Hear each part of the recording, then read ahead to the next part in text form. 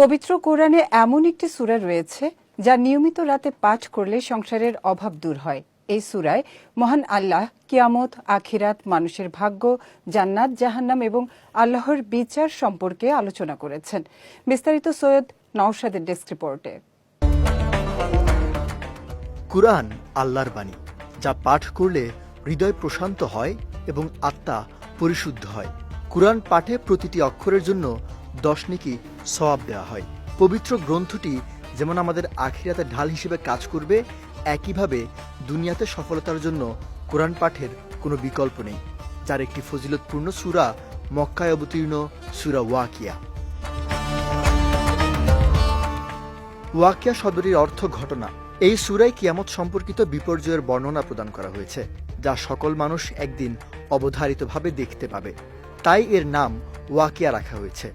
এই সূরা কিয়ামতের দিন এবং এর পরবর্তী পরিণতির ব্যাপারে মানুষকে সতর্ক করে এবং আল্লাহর দিকে ফিরে আসার তাগিদ দেয়।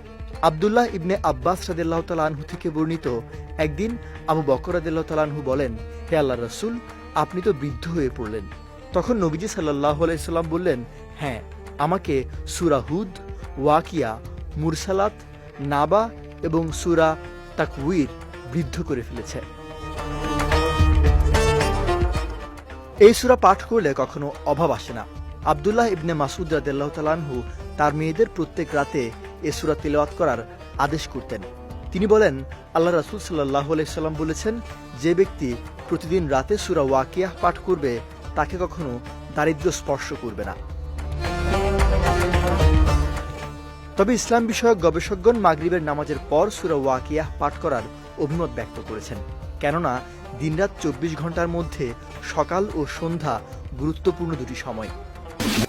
মহান আল্লাহ এই দুটি সময় জিকির করার নির্দেশ দিয়েছেন, আর আমলটি যেহেতু রাতের এবং রাতের নির্ধারিত কোনো সময় বলা হয়নি, তাই সন্ধ্যাবেলাতেই এই আমল করা উত্তম।